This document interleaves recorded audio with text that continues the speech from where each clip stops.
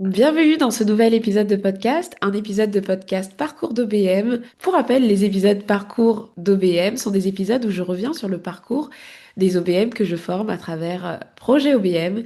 Et aujourd'hui, avec moi, j'ai Adeline. Adeline qui va se présenter tout à l'heure à vous, mais Adeline a pour particularité d'être actuellement à mi-temps sur ses missions d'OBM. Elle vous dira ce qu'elle fait dans la vie. On reviendra sur comment elle a découvert le métier d'OBM, comment elle a dû passer également du métier d'assistante virtuelle à la posture d'Online Best Manager. Et puis on terminera sur ses actualités du moment, sur quel type de mission elle est, avec quelle typologie de clients. Et je compte sur elle pour vous partager tout ça avec beaucoup de simplicité et de transparence. Alors Adeline, je te passe tout de suite la parole. Je te laisse te présenter. Dis-nous qui tu es, ce que tu fais actuellement. Présente-toi à la communauté. Bon, déjà, merci Marielle pour cette invitation.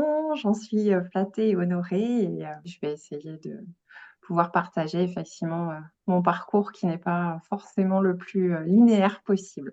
Moi, je suis professeure de lettres classiques depuis 15 ans, donc très éloignée du business en ligne a priori.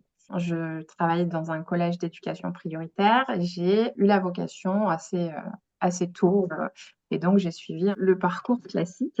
Je dirais que c'est un métier qui, a priori, quand on parle latin et grec, est très éloigné de l'univers en ligne et qui, en fait, m'a amené vraiment à monter en compétence au niveau justement des outils en ligne. Parce que lorsque l'on veut transmettre une discipline qui, a priori, n'est pas très sexy ni très moderne, il faut être pleine de créativité, d'inventivité et tous les moyens techniques sont un excellent médium pour transmettre l'appétence pour cet univers-là, qui paraît a priori plutôt vieillot, anachronique, etc., etc. Mais en fait, c'est comme ça que je me suis énormément intéressée à la technique, à l'IA, à plein de moyens d'amener les gens d'un point A à un point B avec ces techniques-là. Et donc, mon parcours, c'est que moi, suite à une maladie chronique, m'a amené à m'interroger sur si je ne peux plus enseigner totalement, qu'est-ce que je fais? Qu'est-ce que j'ai comme compétences? Qu'est-ce que je peux faire? Parce que je suis capable de travailler, mais avec une énergie physique limitée. Ce qui fait que comme je suis une femme qui adore apprendre, qui adore être formée et très touche à tout, au départ, je me suis tournée vers le métier d'assistante virtuelle. En fait, j'ai découvert moi personnellement la couture et le milieu du loisir créatif à la naissance de mes jumeaux donc il y a 12 ans. Donc, conversation, forum de formation à distance avec d'autres couturières, des profs de couture, des choses comme ça. Je me suis retrouvée à animer des forums Discord, à devenir presque l'assistante d'une créatrice de contenu et prof de couture. Et c'est ça qui m'a fait me dire, mais en fait, ça, je peux le monétiser, ça s'apprend, c'est un métier. C'est un métier que je fais déjà très naturellement. C'est là-dessus peut-être que je peux capitaliser pour une reconversion. Donc voilà D'accord. comment j'ai démarré en tant qu'assistante virtuelle. J'ai fait le choix de passer à mi-temps à l'éducation nationale pour avoir l'autorisation par ma hiérarchie, parce que je suis fonctionnaire, donc il me faut une autorisation pour créer mon entreprise. Et donc je me suis lancée en tant qu'assistante virtuelle en 2023. Donc, D'accord. une formation de 6 mois sur mon temps libre et mes temps d'été, etc., etc. Et puis, une ouverture de la micro-entreprise 1er octobre 2023. Ok. Je crois que tu nous en avais parlé quand même brièvement, mais c'est intéressant de voir que ce qui motive à se mettre à son compte, ça va tellement être différent en fonction des personnes. Dans ton cas, donc c'est malheureusement parce que je pense qu'une maladie, on peut pas dire Non, que c'est voilà, c'est la maladie oui. chronique, mais au final, ça a été une opportunité pour toi de découvrir un autre métier et de voir que tu pouvais aussi monétiser et mettre de la valeur sur des compétences que tu avais déjà. Donc tu as découvert dans un premier temps le métier d'assistante virtuelle que tu as mis au service d'une passion. Tu parlais de Hum, couture et c'est ce ok. que je trouve intéressant aujourd'hui parce que la plupart des missions que tu as en tant qu'OBM et même en tant qu'assistante tournent autour de ce qui te passionne. Donc je trouve ça Hum. encore plus intéressant. Et donc voilà, tu te lances à mi-temps à côté de ton activité de professeur en tant qu'assistante virtuelle. Comment cette activité démarre? Donc tu as trouvé ta première cliente avant de te lancer, si je comprends bien. Oui, totalement. Donc c'était Euh, facile. C'est ça. J'ai eu un démarrage facile dans le sens où j'ai trouvé ma première cliente avant même d'avoir commencé. Et en fait, mes premières clientes, ça a été par des rencontres, par du bouche à oreille, par des rencontres en physique. Donc pas du tout de prospection classique, j'ai envie de dire, pas vraiment par networking non plus, parce que je me suis spécialisée auprès des personnes que je connais mieux, c'est-à-dire des créatives comme moi, puisque j'ai cette partie créative. Mais par contre, ce que je peux leur apporter, c'est le profil intégrateur parce que la créative a 1000 idées à la minute. Tout est prioritaire et tout est urgent. Et elle a le syndrome de l'objet brillant où il faut que ce soit nouveau et il faut que ça change souvent. Et donc, elle se retrouve très souvent sous l'eau. Donc, au départ, c'était des missions comme ça que j'ai obtenues de la précomptabilité ou de l'aide à la structuration ou des choses comme ça pour des solopreneuses essentiellement parce que j'étais leur cliente en fait. Et que la cliente, c'est celle qui connaît le mieux l'entrepreneuse qui est derrière finalement, parce qu'elle connaît parfaitement le produit qu'elle propose. Moi, j'ai l'œil en fait pour repérer les manques, notamment au niveau du parcours client. Ça, c'est l'œil de la prof. Je ne peux pas m'empêcher de proposer des pistes d'amélioration. Et donc, ça s'est fait assez naturellement comme ça. Très intéressant. D'ailleurs, ça peut être une stratégie. Bon, vous n'avez pas acheté tous les programmes en ligne, etc. Mais l'une des forces de l'entrepreneuriat, c'est de pouvoir aussi, même si on est freelance et qu'on fait des prestations de services auprès d'autres entrepreneurs, mais c'est aussi de travailler avec des business qui nous plaisent vraiment. Et quand on est client d'un business, pourquoi pas effectivement, si on est vraiment intéressé et qu'on voit que l'entrepreneur, que le chef d'entreprise a quelques difficultés, a des problèmes de structuration, si on souhaite être OBM, si on est OBM, pourquoi pas tenter la chose et faire une proposition alors qu'on est membre de son programme, alors qu'on bénéficie de ses services. C'est tout à fait possible et je connais une OBM qui l'a fait autour de moi, j'en connais plusieurs même dans d'autres prestations qui le font et le kiff, il est encore plus grand parce que dans ce cas, tu aides à la structuration d'une entreprise où tu es cliente, où tu aimes le produit et ça donne encore plus de sens à ce que tu fais. Donc je trouve intéressant que tu sois très intentionnel par rapport à ça. C'est vrai que d'autres OBM sont passionnés de la structuration, mais pas forcément d'un domaine spécifique. Dans ton cas, c'était la couture. Même dans ta dernière mission, tu es encore dans ce type de mission. Donc je trouve ça hyper intéressant. Ça doit être ce qui te motive aussi au quotidien. Ça veut dire que tu kiffes la structuration, mais en plus parce que tu structures autour d'une thématique qui te plaît vraiment. Est-ce que tu as déjà testé d'ailleurs d'autres types d'activités? Alors non, c'est-à-dire que moi je suis une femme pragmatique et qui n'a pas eu une énergie illimitée. Donc naturellement, comme je n'ai pas une énergie illimitée, il faut qu'elle soit extrêmement bien placée. Le fait que j'ai 3 ans pour tester mon activité parce que j'ai une autorisation uniquement pour 3 ans et que je suis à mi-temps avec une famille recomposée avec 4 enfants, fait que c'est un principe pour moi. C'est mon activité, elle doit me faire kiffer. Et me faire kiffer, ça veut dire, je choisis mes clientes parce que je n'ai pas un volume énorme et j'ai besoin de ça. Il faut que le feeling humain soit là en premier avant toute chose. Alors, il y a des fois, c'est plus ou moins compliqué à appliquer et à tenir, mais c'est comme ça que j'ai pensé mon démarrage. Je ne prospecte pas 500 personnes, j'ai pas le volume. Et donc, il faut que ma cliente et moi, ça fitte parfaitement. Et tu le sais, je suis totalement raccord avec ça. Pour l'aspect volume, dans le milieu du business, on te dira que mathématiquement, si tu veux plus de missions, bah forcément tu prospectes plus et tu as plus de probabilité de signer des clients.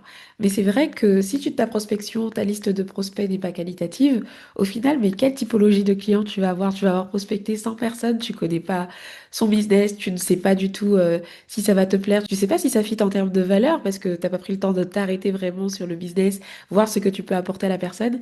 Et c'est vrai que dans ma conception des choses, ça n'a pas de sens. Donc ça me parle beaucoup ta vision des choses parce qu'on est assez raccord. Maintenant, aujourd'hui, tu t'es formé au métier d'OBM, tu es devenu OBM, tu as évolué dans ta posture. J'aimerais savoir comment le métier d'OBM est arrivé à toi. Est-ce que c'était lors d'une mission où tu as réalisé que tu faisais beaucoup plus que de l'assistanat pur et dur et du coup, il y a une petite lumière qui s'est éclairée et tu as découvert le métier d'OBM. Comment ce métier est arrivé à toi en tant qu'assistante virtuelle? Alors, en fait, c'est plutôt, il y a plein de signes qui me sont arrivés de sources différentes et au moment où on connecte, voilà. Il y a d'une part le fait que dans certaines missions que j'ai pu faire pour une cliente, elle m'a plusieurs fois dit, mais en fait, ta zone de génie, c'est le fait d'imaginer la stratégie, de piloter, voilà, et pas forcément de faire. Et ça, c'est revenu plusieurs fois auprès de plusieurs clientes. Et parce que mon réflexe est de penser long terme. Là, on va bricoler quelque chose, mais il faut que le bricolage du moment, parce que c'est dans l'urgence, il tienne sur la durée et qu'on puisse le faire évoluer. Première qualité d'une OBM qui était déjà présente en toi, penser long terme. Parce que justement, une assistante, par définition, va s'occuper des tâches opérationnelles, mais lorsque tu prends la posture d'OBM, tu ne peux pas t'empêcher de penser long terme, avoir une vision 360, et toi, tu avais déjà ça. C'est ça, j'ai du mal à me cantonner, entre guillemets, au purement opérationnel. La deuxième source d'information, c'est que j'ai, je pense comme tout le monde, eu l'envie de faire plein de formations, plein de challenges, etc., etc. Et comme je suis très touche à tout et que j'aime bien me nourrir de plein de choses, en fait, lors d'un challenge, je crois que c'était un challenge organisé par Margot Cunego, j'ai rencontré Cindy. Cindy, c'est une membre de projet OBM. Vous avez d'ailleurs son parcours d'OBM, l'une des premières, une des bêta-testeuses du programme. Vous avez son parcours d'ailleurs, je le mettrai peut-être dans les notes de l'épisode. Et donc, tu as rencontré Cindy lors d'un challenge. Ok. Exactement, exactement. Elle faisait partie de l'équipe qui organisait. Elle a été ma marraine, entre guillemets, parce qu'ils appellent ça comme ça. Je suis tombée dans son groupe par hasard et puis c'est comme ça qu'on a commencé à discuter. Et du coup, comme j'aime bien me documenter, je suis tombée aussi sur les contenus de projet OBM et les tiens. Et une mission avec une cliente, en fait, je me sentais à l'étroit dans ce qu'elle me demandait. Et donc, tout ça a fait que, ben, en fait, voilà ce que je veux faire, je veux transitionner. Et ça a été très rapide parce que finalement, de l'assistanat pur, j'ai dû en faire 3 mois. 3 mois et allez, 5 mois ou 6 mois après l'ouverture de la micro, je me suis inscrite sur projet OBM et j'ai pris la décision extrêmement rapidement. Eh bien, moi, j'ai été ravie de t'accueillir à cette période-là. C'est vrai que je me rappelle que, au sein de Projet OBM, il y a un programme d'affiliation pour les membres qui souhaitent recommander le programme. C'est pas quelque chose d'obligatoire, mais je sais que du coup, tu étais venue effectivement via Cindy et ça m'a fait plaisir de t'accueillir dans le programme parce que du coup, tu avais aussi ce profil un peu déjà dans le milieu du business en ligne. Et j'avais pas beaucoup d'assistantes à l'époque et j'étais contente d'avoir une assistante pour la faire monter en compétence et avoir cette posture. Donc, c'était très intéressant de t'accueillir. Je me souviens très bien de ce moment. Donc, quand tu as découvert le métier d'OBM, c'était une évidence pour toi. T'as pas eu de doute. Tu t'es dit, mais c'est vers ça que je vais. Et clairement, je veux avoir plus cette posture-là que de l'assistanat. C'est ça. C'était une validation. Ça a été ah, révélation mystique, peut-être pas, mais ça a été. Mais en fait, c'est ça qui fait que je me sens un peu à l'étroit. Je sentais bien que j'étais entre deux chaises. Il y a des choses que je n'aime pas faire en tant qu'assistante virtuelle, et il y a des choses que je fais naturellement qui sont de l'OBM. Et tout le programme projet OBM m'a permis déjà d'avoir une vraie source de connaissances extrêmement solide, sans être non plus théorique pendant 1000 ans, etc. Mais moi, j'ai toujours besoin de cette documentation de, voilà, si tu veux en savoir plus, tu peux aller chercher là, il y a une théorie, il y a des études, il y a des bouquins, etc. Tout en étant extrêmement les mains dans le cambouis, avec, voilà, tu as une vraie situation, comment tu la gères, comment tu la traites. Donc, l'articulation entre la théorie, la mise en pratique et les corrections, les feedbacks que tu fais, plus se nourrir du parcours des autres et voir aussi pendant les coworking comment telle personne traiterait ça parce qu'elle vient, elle, de tel milieu, comment telle personne traiterait ça parce qu'elle, elle vient de tel milieu.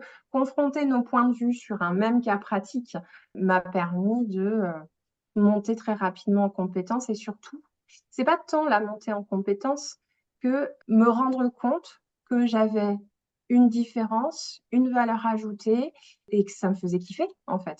Mm.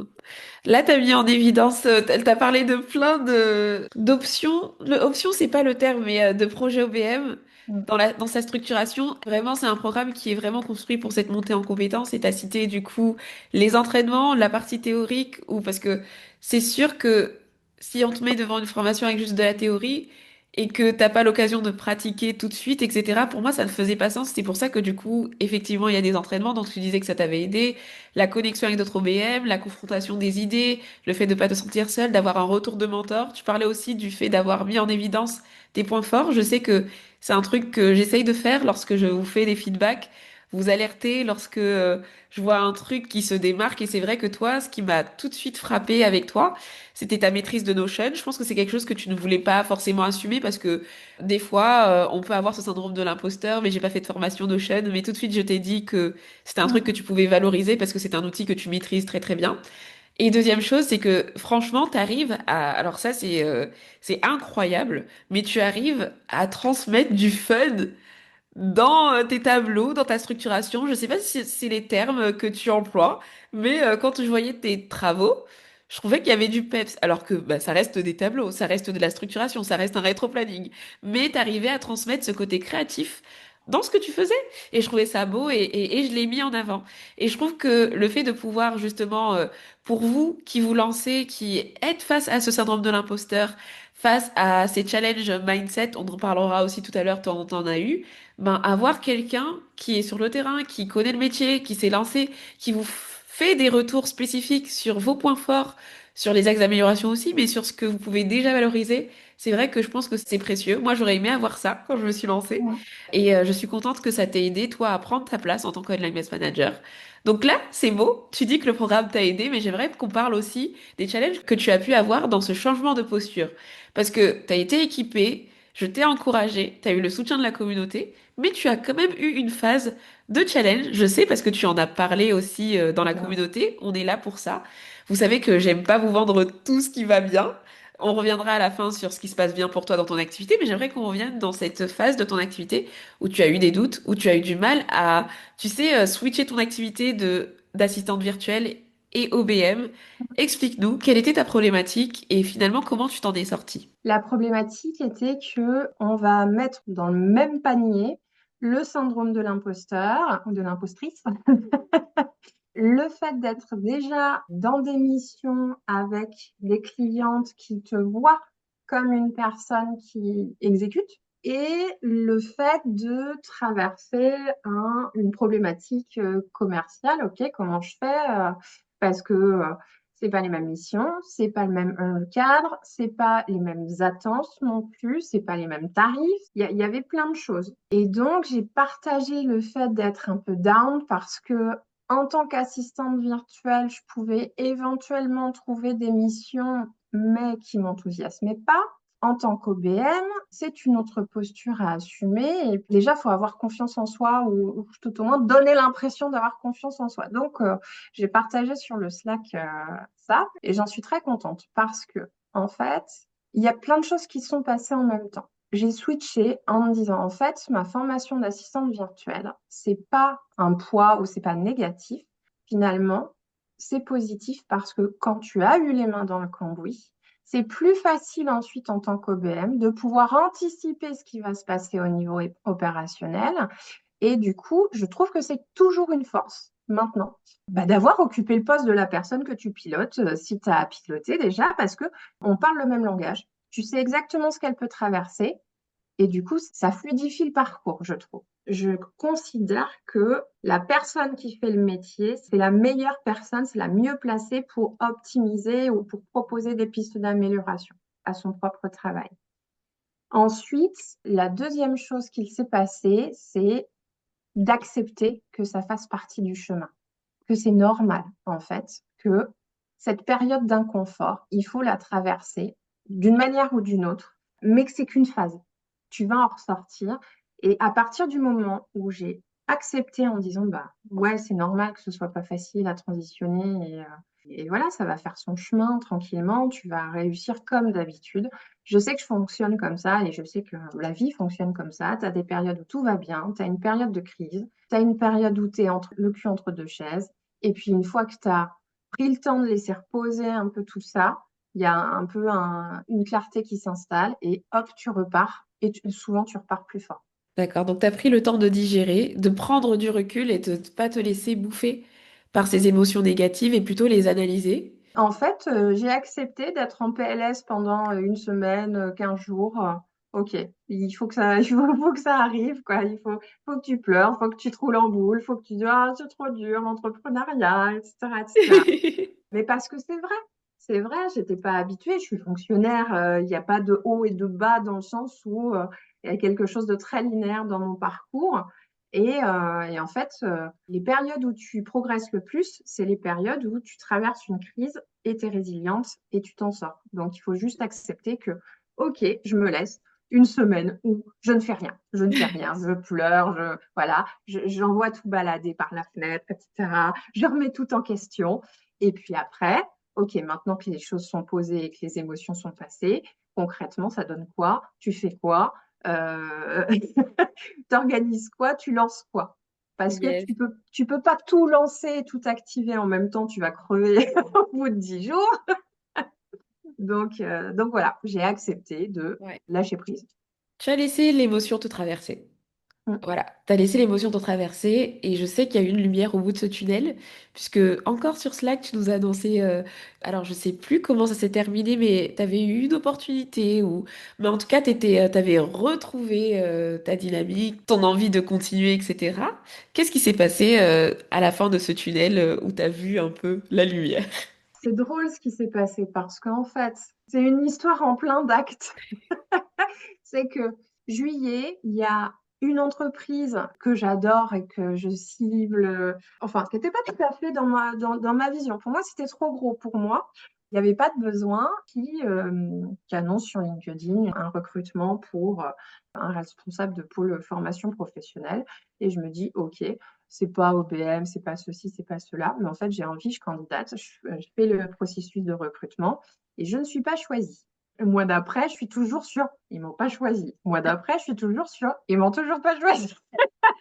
Donc, et c'est le moment où j'ai dit, bah, en fait, arrête. Parce qu'entre-temps, j'avais eu des messages avec la CIO qui m'avait dit, ah, quand même, ton profil, il faut qu'on se cale un moment toutes les deux, etc., etc. Et cetera. Et puis, bah, j'avais relancé, mais il n'y avait pas de réponse. Alors, je me suis dit, mais en fait, t'es qu'une grosse relou. Euh, Et le moment où je dis, bon, ben, c'est bon, c'est mort, stop, stop, il n'y a pas de... Allez, c'est bon, passe à autre chose parce que je suis un peu monomaniaque, donc j'ai du mal à passer. C'est une autre problématique. Et c'est à ce moment-là qu'en fait, elles sont venues me voir en me disant, bah, on a des besoins, on ne sait pas quels sont nos besoins, mais on sait qu'on veut travailler avec toi. Qu'est-ce que tu peux nous proposer? Et comme j'avais proposé une mission d'audit pour produire un rapport d'étonnement pour qu'elles aient un regard extérieur pour pouvoir identifier les besoins, parce qu'en fait, c'est juste ça l'audit, c'est identifier quels sont les besoins. Et ben, j'ai signé un audit pour 2 mois. Et donc, c'est ma première mission officielle d'OBM, j'ai envie de dire. Bravo, Euh, cheers! donc voilà, ça m'a appris que quand tu envoies un message, quand tu fais une relance, si tu n'as pas de réponse, ça ne veut pas dire que tu es relou, que tu es la pire entrepreneuse de la planète. Ça veut juste dire que des fois, il n'y a pas le timing, il n'y a pas ceci, il n'y a pas cela, et surtout que c'est pas en ton pouvoir. Tu peux pas gérer et contrôler les autres, mais par contre, tu peux gérer et contrôler ce que toi tu fais. Donc, Hmm. chaque message que j'ai envoyé par chaque canal était extrêmement pensé et c'était j'essaye. Et plus j'essaye, et plus je trouverai et j'affinerai le truc qui fonctionne pour moi ou avec lequel je suis à l'aise. Et la deuxième chose que ça m'a apprise, c'est être commercial ou se vendre, entre guillemets. L'expression n'est pas belle et l'expression a une connotation négative dans la vision qu'on peut avoir. Et en fait, à partir du moment où je me suis dit, je propose, j'offre mes services, c'est une proposition de soutien. Et finalement, ne pas la faire, c'est presque refuser son aide à quelqu'un. Et à partir du moment où je me suis mise dans cette dynamique-là, du coup, ça m'a été beaucoup plus simple. Mm.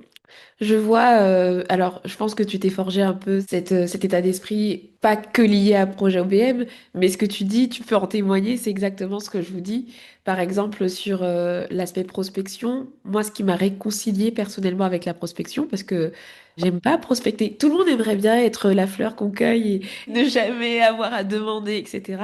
Mais ce qui m'a réconcilié avec la prospection, c'est vraiment ce que tu viens de dire. C'est réaliser que quand tu prospectes, normalement, tu vas répondre à un besoin. T'es pas en train d'arnaquer les gens, tu vas pas voler leur argent. Bon, après, si t'es une voleuse, si tu mens, ça c'est ton problème. Mais nous, au sein de Projet OBM, on est d'accord que nous, on veut mettre à disposition d'entrepreneurs nos compétences d'intégrateurs, nos compétences en structuration. C'est positif, on veut faire avancer les entreprises. Et c'est hyper positif de se dire que on cherche à aider des entreprises. Et qu'en plus, c'est vertueux parce que oui, on va gagner de l'argent, qu'on va bien facturer, etc. Mais que c'est avant tout apporter un service. Mm. Et lorsqu'on nous rejette, entre guillemets, lorsqu'on a un non ou un peut-être ou un je sais pas quoi, c'est pas un rejet de notre personne. C'est soit, comme tu le disais, effectivement, pas le bon timing, pas le bon moment, pas la bonne personne, c'est pas pour nous, la personne n'a pas le besoin. Et comme on dit, c'est OK, Je- OK. Oui, oui, c'est OK, mais je commence à en avoir. Ça me sort par les yeux, par les oreilles, cette expression. Moi aussi, c'est pour ça que j'ai fait, c'est OK. Donc, on est d'accord. Bah, je suis heureuse que tu sois revenue sur ça pour vous montrer aussi la réalité de l'entrepreneuriat. Ça fait partie du jeu. J'ai eu plein de phases de down et ne croyez pas que ça s'arrête. Parce que plus vous avancez, c'est comme un jeu. Il y a des nouveaux niveaux, il y a des nouveaux défis et à chaque fois qu'on change de palier, il y a ce petit tunnel, il y a ces doutes qui arrivent. Et l'important, c'est de savoir prendre du recul dessus, analyser ce qu'on ressent.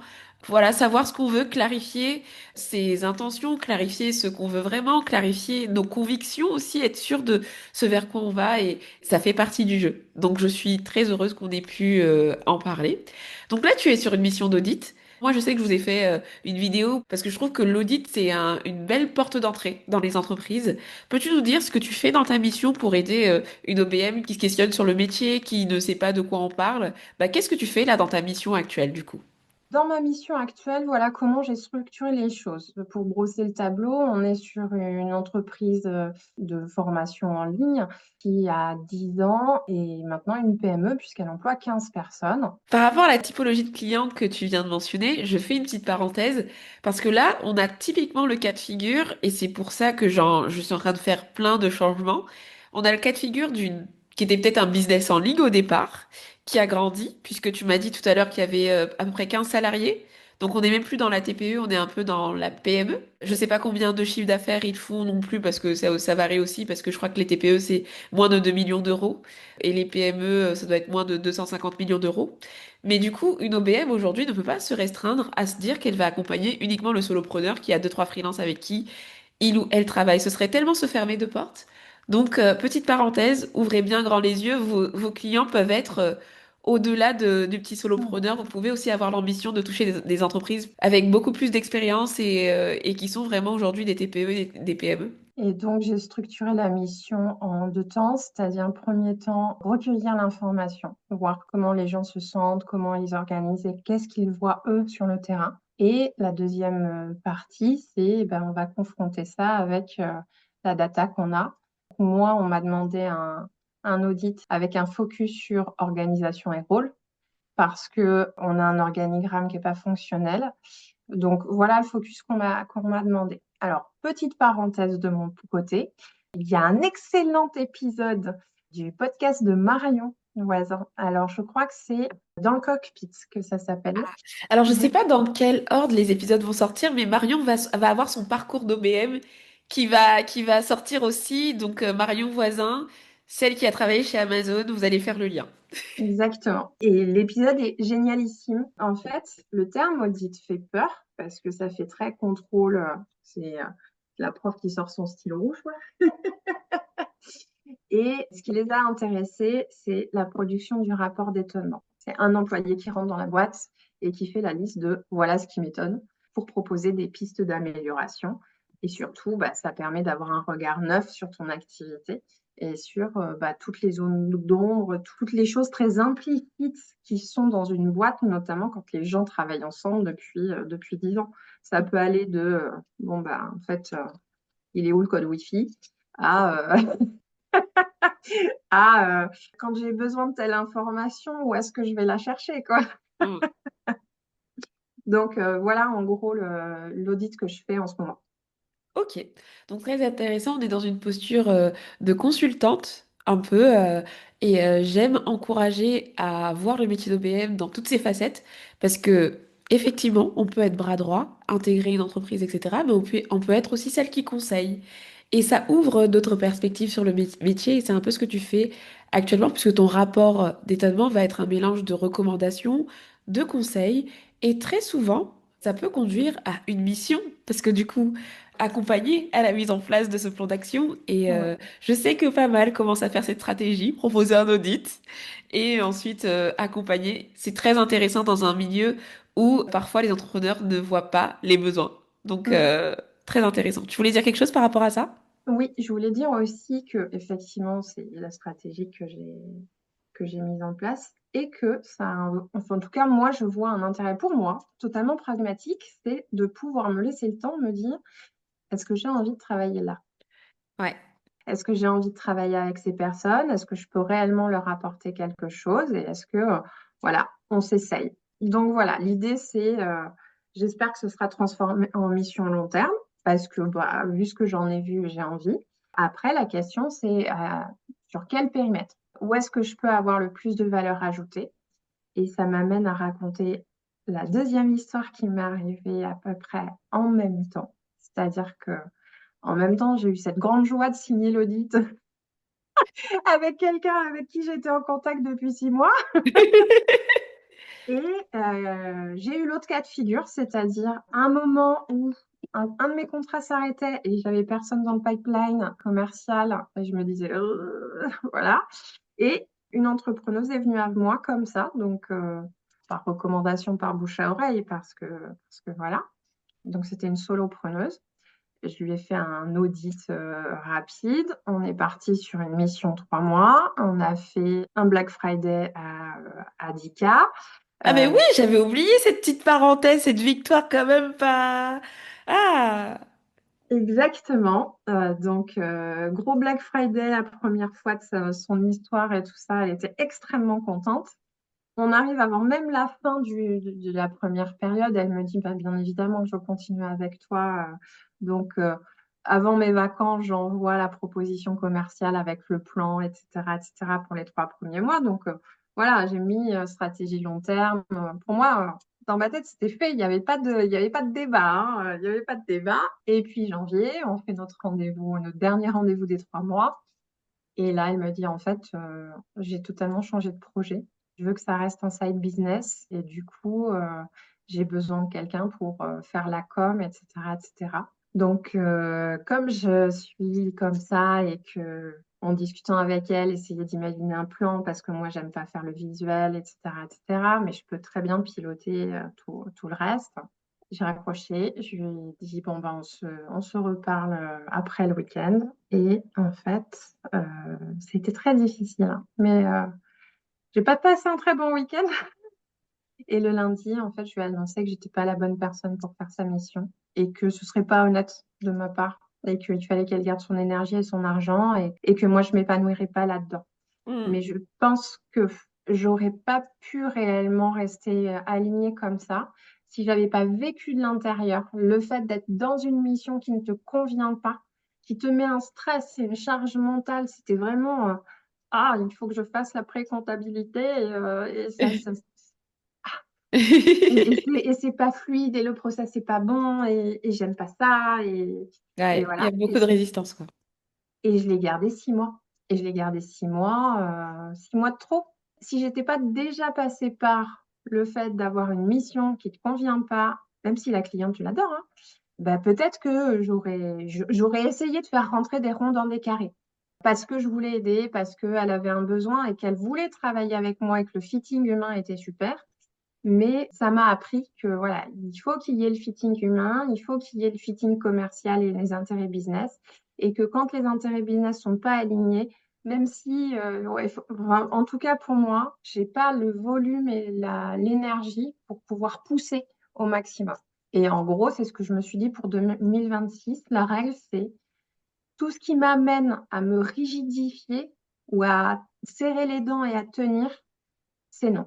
Je plus sois. Je plus sois, c'est pour ça qu'on entreprend. Et merci d'avoir aussi parlé de ça, du fait que des fois, on doit dire non. Et que je pense qu'on a tout un peu ce profil où on aime tellement aider les autres que parfois on se retrouve prise au piège parce que bah on aime aider, mais faut qu'on pense aussi à nous, parce que aider quelqu'un ne veut pas dire s'épanouir totalement non plus. Tu peux aider quelqu'un et ne pas t'épanouir dans le contexte dans lequel tu l'aides. Et c'est très important de revenir à ce que vous voulez vraiment, votre vision du métier, votre vision idéale de comment vous allez vivre ce métier. Bien sûr que des fois, il y a des concessions, parce que, je sais pas moi, certaines personnes vont se retrouver dans une situation financière compliquée et vont prendre une mission qui ne les intéresse pas. C'est la vie, des fois ça arrive. Mais quand on a l'opportunité, quand on peut choisir, quand on décide d'entreprendre, n'oubliez pas que vous en prenez aussi pour faire des choix avec lesquels vous êtes alignés. C'est dommage, selon moi, de vivre une aventure entrepreneuriale où tu subis, parce que t'es pas venu pour ça. Donc même si tu prends effectivement une mission tampon, où tu sais que t'es pas totalement aligné, prévois toujours un plan de sortie, parce que ça peut pas être ta vie, quoi. T'es là pour entreprendre, pour t'épanouir, et pas pour encore une fois subir. Sinon, dans ce cas, va t'enfermer dans un salariat où, ok, tu n'aimes pas ce que tu fais, mais au moins, tu t'as pas tous les challenges de l'entrepreneuriat, tu vois. Donc voilà, merci d'avoir fait cette parenthèse qui était très intéressante. Donc aujourd'hui, tu te positionnes officiellement comme étant une OBM, tu fais plus d'activité d'assistante virtuelle. Non, Bravo, du parce tout. que je sais que tu savais pas trop. Je voulais Plus du entendre ta tout. réponse. Plus du tout. J'ai forcément des clientes qui sont parties. Donc, je vais avoir un trou de trésorerie et tout ça. Et puis, en fait, je me dis que ça laisse de la place à des personnes que je pourrais vraiment aider, où mon travail sera reconnu et où j'aurai une vraie valeur ajoutée.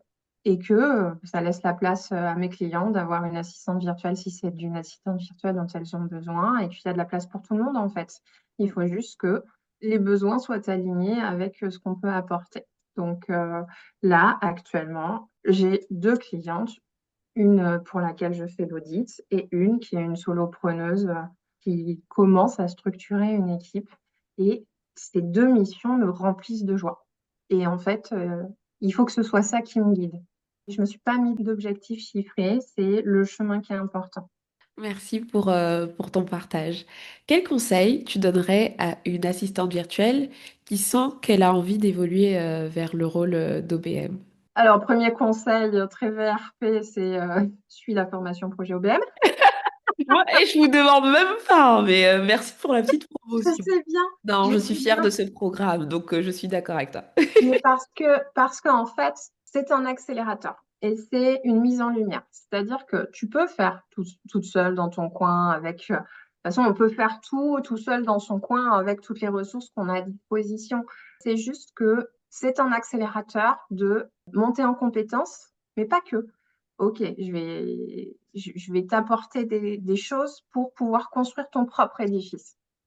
Et c'est ça aussi qui est important, c'est que pour passer d'assistante virtuelle à OBM, il faut avoir une certaine clarté, connaissance d'un monde de structuration que t'as pas, enfin, tu peux pratiquer naturellement en tant qu'assistante virtuelle et d'avoir ces éléments-là extérieurs dans le programme te permettent de gagner un temps infini. Gagner du temps, je te rejoins. Ça, c'était Voilà. le premier. Ok. Rejoindre projet OBM. Rejoindre projet OBM. Et la deuxième chose, ce serait d'en parler avec tes clients, de dire très clairement, de faire un point météo de collaboration en disant, voilà, j'aime travailler avec toi, j'aime travailler dans l'entreprise, mais par contre, je vois des choses qu'on peut améliorer et ça, c'est un autre métier. Et ça, c'est un autre tarif et ça, c'est une autre posture. Est-ce qu'il y a la place pour que je fasse ça ou est-ce qu'on organise une passation? En gros, c'est ça. Quand on est assistante virtuelle ou OBM, on est chef d'entreprise, on a notre casquette de CIO et c'est pas parce qu'on est dans l'opérationnel de la boîte de quelqu'un d'autre qu'il faut oublier qu'on a la casquette de CIO. Tout à fait d'accord. Ce sont des choses Voilà. que je partage. Je te remercie pour ces deux conseils. Donc là, j'imagine que tu veux bah, continuer à capitaliser, comme tu l'as dit, sur ta casquette d'OBM, avoir peut-être d'autres clients en tant qu'OBM. J'espère que ton audit se conclura par une mission récurrente. Sois très stratégique. Si tu as besoin d'aide, n'hésite pas. Ah, merci. Mais vraiment pour que tu convertisses ce client, je sais que c'est une porte d'entrée hyper intéressante puisqu'il y a la confiance déjà qui s'installe. Mm. Donc, bravo à toi aussi d'avoir traversé ce down et de ne pas avoir lâché, abandonné, parce que certains abandonnent, oui. Quand c'est trop, quand il y a beaucoup de pression, bah, parfois, certains abandonnent. Donc, bravo pour ta résilience. Et puis moi, je serais contente de continuer. De toute façon, t'es encore dans la communauté, t'es encore Mm. dans le projet OBM, donc je continue à suivre tes aventures. Est-ce que tu veux dire un petit mot de la fin avant qu'on se laisse? Que pourrait être le petit mot de la fin? Cet épisode de podcast, il n'est pas pour dire, oh, regardez comme j'ai bien fait les choses. En fait, il est pour dire, on va tous galérer à un moment donné. Là, je suis dans un moment où ça a fonctionné. Tout ne fonctionne pas tout le temps, ou tout ne fonctionne pas quand on veut que ça fonctionne. Donc, en fait, l'essentiel pour moi, et ce sera le mot de la fin, c'est que si ça peut aider quelqu'un à se dire, OK, ce sont des compétences que j'ai et je peux les monétiser. Si ça peut aider quelqu'un au moment où il est dans le down et de se dire, en fait, ce n'est qu'un passage, je considère que l'épisode de podcast aura atteint son but. Merci Donc, pour ce voilà. mot de la fin. Merci pour ce sourire. Merci pour ta gentillesse. Merci pour ton peps. Adeline. Et puis, j'espère que cet épisode, oui, vous a donné une perspective, une vision. Il y a un truc qui m'a marqué. Je ne sais pas si c'est un truc que je vais réutiliser parce que c'est clairement ma vision. Tu as dit à un moment donné que projet OBM t'avait donné de quoi construire ton propre édifice. Mm, Ça m'a marqué. Ça m'a vraiment marqué. J'étais en mode, mais oui, c'est ça que c'est je ça. veux. Parce que je ne veux pas vous enfermer dans des cases. Vous avez toutes vos domaines de compétences, vos facilités, vos envies, vos ambitions, votre vision. Et en fait, je voulais construire un programme qui vous donne des clés pour construire votre Mm, propre activité à votre sauce, à votre manière, et sans même le mettre partout. Tu l'as dit, et pour moi, c'était un win. Quand t'as sorti ça, je suis là, waouh, ma mission, un goal. elle fonctionne. Donc, Ouais. merci à toi pour cette analogie que j'ai trouvée très belle parce que, et ça me permet aussi d'asseoir cette intention que j'ai. Projet OBM, voilà, c'est ça. C'est pour vous aider à construire une activité, à monétiser votre profil d'intégrateur en respectant qui vous êtes, en mettant au service, voilà, vos dons, vos talents, au service d'entrepreneurs que vous aimez, sans vous mettre dans une case, sans vous enfermer. Donc, je te remercie d'avoir dit ça et je surfe dessus. On arrive à la fin de cet épisode de podcast. Merci de l'avoir écouté jusqu'ici. Si vous voulez en savoir plus sur Projet OBM, sur Adeline, Adeline, je peux mettre tes infos si elles veulent. Ah oui, avec plaisir. Voilà. Je mettrai le LinkedIn, enfin voilà, on mettra les ressources que tu mettras à ma disposition pour celles et ceux qui veulent échanger avec toi. Pensez aussi à vous abonner à cette chaîne YouTube et à liker la vidéo. Petit à petit, je construis voilà ce nouveau canal qui, j'espère, vous fait plaisir. Merci encore à vous et je vous donne rendez-vous pour un prochain épisode. Ciao, ciao!